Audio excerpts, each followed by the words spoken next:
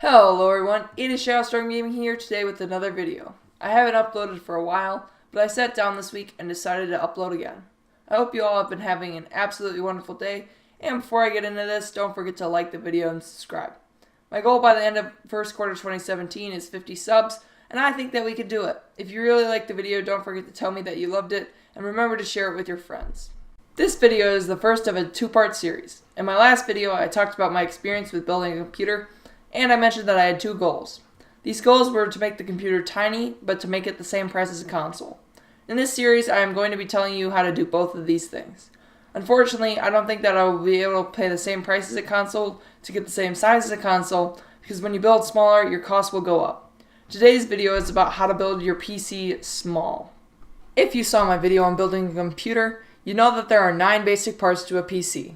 We don't need to focus on the operating system because it is software, and we won't need to focus on the RAM or CPU either because we don't need to shrink those, and if we did, our costs would go up. That leaves us with the CPU cooler, the motherboard, storage, graphics card, case, and power supply. The first thing that we will focus on is the case.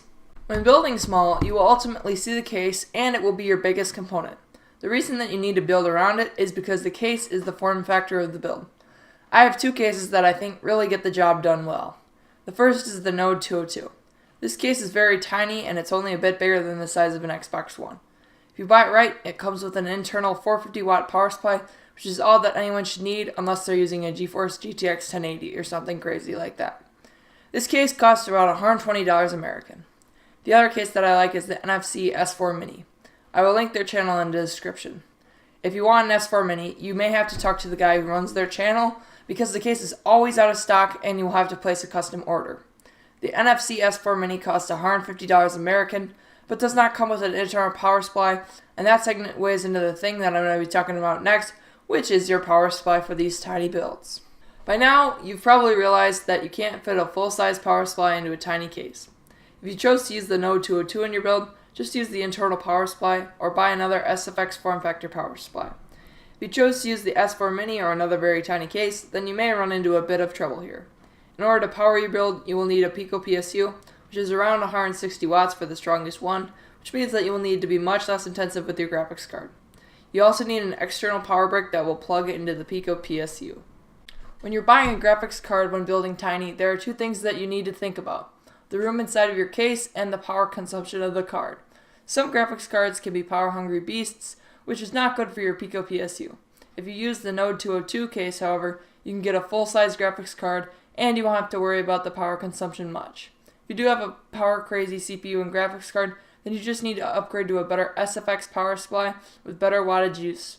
If you went with the smaller S4 Mini, you will need to buy a very tiny and non-power hungry card. A good example of these is the 1050 Ti mini cards, as they will fit nicely. You will also need a graphics card riser, which comes with the Node 202, but not the S4 Mini. When you're buying hard drives for a miniature PC, you only have a few options. You absolutely have to buy 2.5-inch drives, which can be SSDs or actual hard drive themselves. Another very expensive option to consider are PCIe drives, which go on the back of the motherboard. When choosing a motherboard, there's really only one thing that you need to know when building a PC of this size. Your motherboard has to be a mini-itx form factor. Any other size boards will not fit into either of the 2 cases. It also needs to be compatible with all the other components in the build.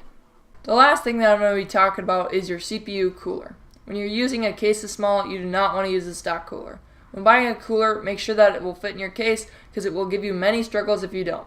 I really like the Cryorig C7 as it's very small and looks very cool. A lot of other people like Noctua's coolers, but I personally prefer the Cryorig C7. For this video, I came up with a recommended build and it's around $700 and can handle any game that you wanted to play. For the CPU, I chose the Intel i5-6500 because it will give you a 3.2 GHz clock speed with 4 cores and it isn't extremely expensive. My CPU cooler, as I mentioned before, is the Cryorig C7. This is an absolutely awesome part that looks extremely cool and it gets the job done well. I chose the ASRock H110M mini-itx AC Edition motherboard, which is onboard Wi-Fi and looks really cool with the right color scheme.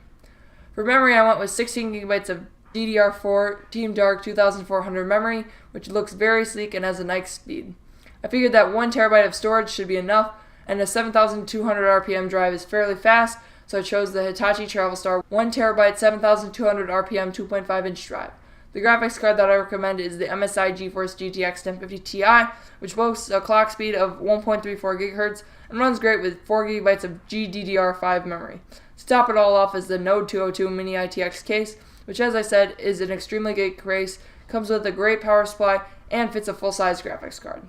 That is it for today's video. I hope you all enjoyed. If you did, remember to smash that like button and subscribe down below. I'll see you all on the next video. I'm in love with the cocoa. I got it for the